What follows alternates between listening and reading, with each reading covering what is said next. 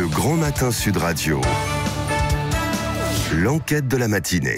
Et on va faire un point à 9h47 sur notre débat. Véronique Jacquier, qui anime beaucoup ici et sur les réseaux sociaux. À qui faites-vous le plus confiance pour vous informer? La télé, la radio, la presse écrite ou les réseaux sociaux? C'est sans appel. 80% des auditeurs nous disent 80% pour.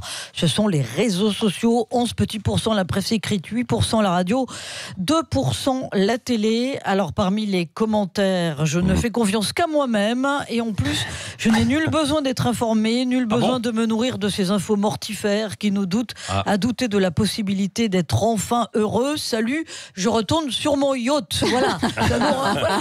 Ça, c'est le charme. Non, mais ça, c'est le charme de la radio que de pouvoir donner de tels commentaires.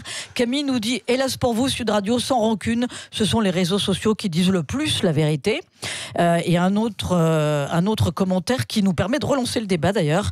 Un auditeur nous dit, les médias sont subventionnés. Donc pour moi, c'est la fin du débat. C'est pas faux, Jean. Non, mais voilà. Il y a Paysan du 47 qui est quand même plus sympa, Véronique. Mais on n'est pas subventionné. Parce qu'il y a les médias de terrain comme Sud Radio qui vont chercher les infos à la source et acceptent le débat permanent, sont plus proches de la réalité. Parce que c'est vrai que d'accepter le débat, d'oser poser toutes les questions, après évidemment justement on peut les remettre en cause, mais au moins c'est bien parce que bien souvent dans notre société, quand il n'y avait que quelques médias traditionnels, on n'osait pas aborder certaines questions. Pierre Villa, je suis d'accord avec ce que vous venez de dire. Après voilà, moi je voulais dire deux choses entre autres.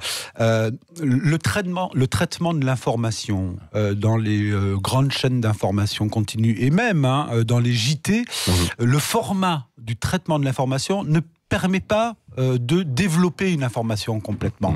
Donc, complètement, alors, non, ça mais dépend des formats, c'est vrai. Il y a des formats plus longs maintenant. Non, mais dans les émissions de débat, vous êtes sans cesse coupé, vous pouvez pas argumenter plus de 30 secondes. Vous êtes à 40 secondes. Non, mais, sauf peut-être Sud Radio. Mais quoique. Et puis, deuxième chose que je voulais dire quand même, quand il y a eu les annonces de Macron, il y a quelques jours, dans les jours qui ont suivi, le jour même, les jours qui ont suivi, sur tous les plateaux de télévision, c'était la grosse armada du gouvernement qui venait faire le service après-vente.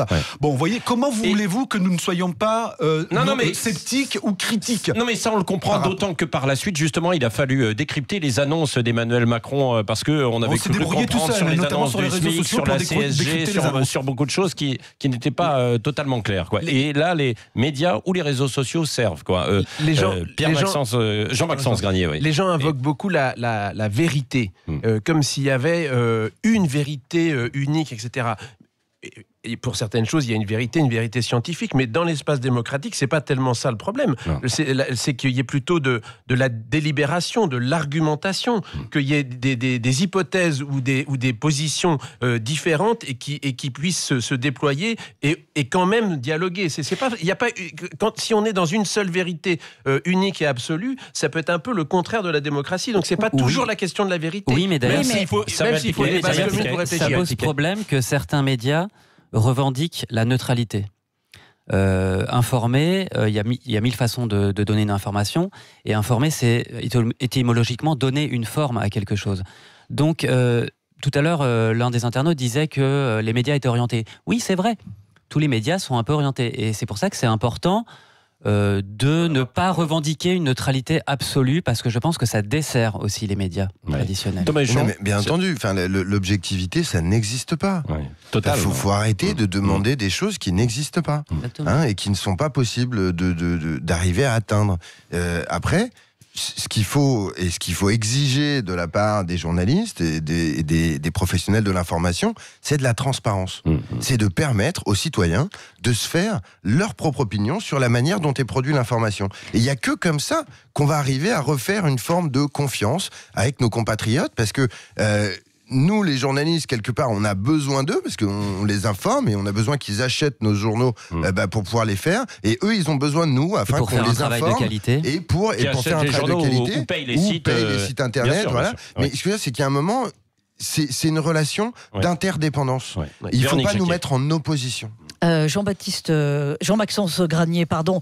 Un fait journalistiquement établi a moins de véracité qu'un fait qui est liké par des milliers d'internautes. Il n'y a pas une dérive là quand même? C'est pas ça qu'on voit poindre? Si, c'est vrai qu'il y a cet enjeu de viralité, de notoriété qui pose problème. Mais on a aussi la possibilité le problème des réseaux sociaux, c'est que c'est les gens les plus impliqués ou les gens qui ont le plus de temps qui occupent beaucoup d'espace. Mais si on est dans un usage plus égal de cet espace, il va se rééquilibrer. C'est une des façons de le il faut faire attention quand même. Oui, il faut faire attention aussi quand même, parce que Pierre Villas, ça se retourne contre vous quand, par exemple, il y a des images sur la théorie du complot pour l'attentat de Strasbourg. Ça se retourne un peu contre les gilets jaunes. On peut poser des questions.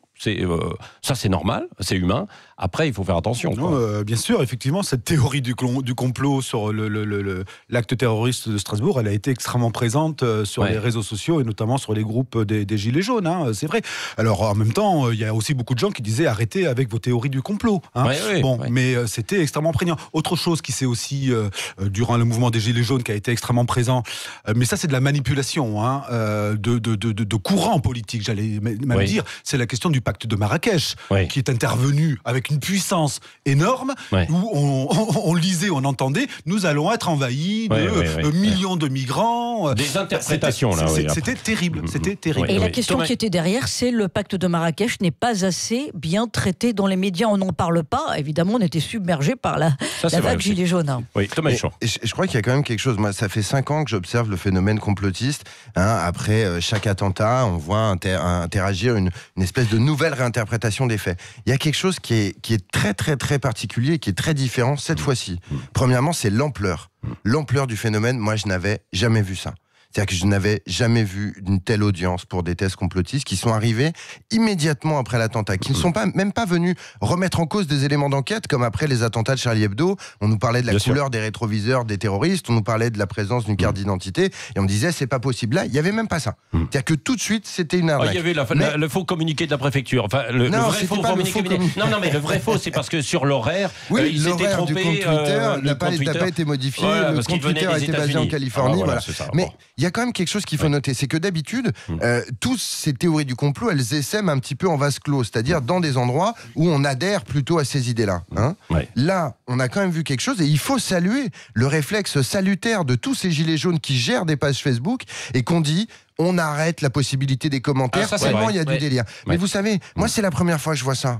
Alors que j'observe vraiment, donc on dit beaucoup de mal des gilets jaunes, on dit beaucoup qu'ils sont tous complotistes, c'est pas vrai. Et on en a une vraie preuve, c'est-à-dire que les gens qui géraient les pages ont fait preuve non seulement de responsabilité, mais en plus d'un réflexe intelligent pour l'information, de dire attendez, avant d'en savoir plus, on va tourner cette fois sa langue dans sa bouche. Samuel Piquet, et puis on en revient à ce qu'on disait un petit peu tout à l'heure, c'est-à-dire que certaines personnes ont tellement envie que ça se passe comme ils voudraient que ça se passe, ou comme ils l'ont décidé, ou comme qu'ils en viennent à déformer la réalité pour que ça tienne dans leur idéologie. Il y a un effet d'apprentissage du mouvement, et d'ailleurs dans les quelques enquêtes sociologiques qui ont été faites, on voit que le thème de l'immigration est très très bas par rapport aux enjeux sociaux ou démocratiques.